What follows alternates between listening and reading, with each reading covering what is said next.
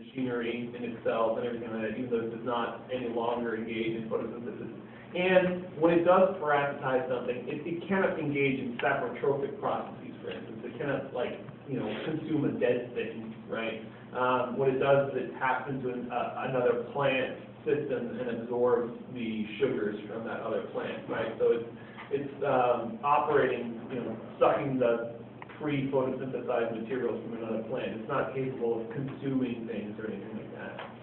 So, we can add autotrophy to the list of the, plant kingdom, because as a kingdom, this thing is autotrophic, and, very obviously, the non-autotrophic ones are very obvious recent innovations, right?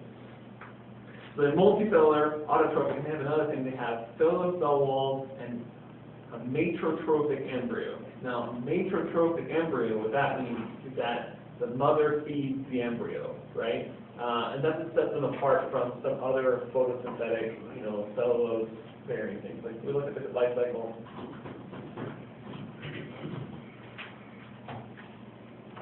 All right, so if we look at the life cycle of Chlamydomonas right here, two Chlamydomonas come together and they fuse into one cell. That one cell immediately goes into, through meiosis and produces, a whole bunch of individual cells, right? So there is no mother left after the cells fuse, because, right, like both parents gave their all to combine and form that zygospore, and then that zygospore immediately meiotes to form a number of these zoospores, right?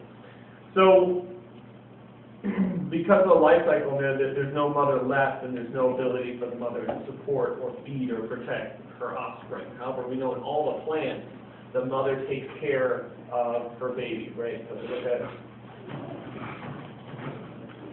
and this is something that sets the algae, which are multicellular photosynthetic, things with chloroplasts, and they have cellulose cell walls and everything like that. Some of the higher algae can be multicellular and so forth. This is how we divide them from the plant. Here's the moth mother, and the moth mother produces an archegonium, which has an egg inside. The moth father produces an antheridium, which produces spores. The sperm from the antheridium reaches the archegonium in a rain shower and fertilizes the egg in there, but the egg is not out by itself somewhere. The egg is still inside the mother, and there the mother feeds the zygote and protects it while it develops into the sporangia, the diploid sporophyte, right?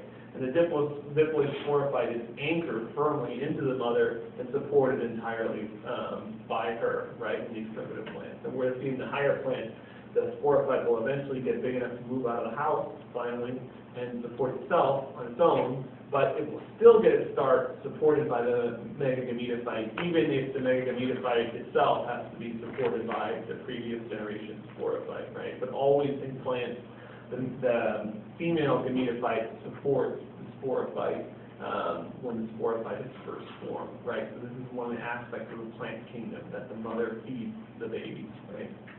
So we've got animals on the one side of the world, we've got plants on the other, and then in between the two we've got fungi.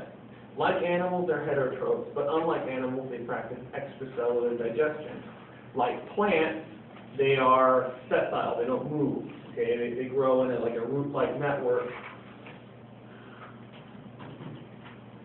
called the mycelium, right? And so they grow in this root-like network. They're heterotrophs, they eat other things, but some of them are saprotrophs, right? Some of them are like psilocybe, and some of them are parasites. Russula. Should tell high schoolers that these are magic mushrooms, and that they should be used to get high. Say it again? You should tell high schoolers that these are the magic mushrooms, and that they should be used to get high. They're very common. You can find them around South Carolina. They'll make you very sick. They won't kill you, but you're going to have a terrible, terrible time. They also taste awful. So just some kids shoving it down. It's awful, but it's going to get me high. Oh, I'm like, it's so funny. You got it before? No, I won't take one of those things. And then it's russula, and then it's going to have a really bad effect on your... Does it produce like a toxin or something? Yeah, they're just mildly poisonous. It's not like destroying angel or something like that,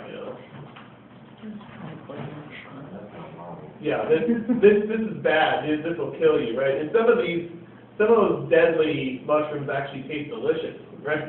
So you can chop those up and put them into someone's mushroom salad, and they're like, this is great, and then 3 days later, the doctor's like, your liver's just gone.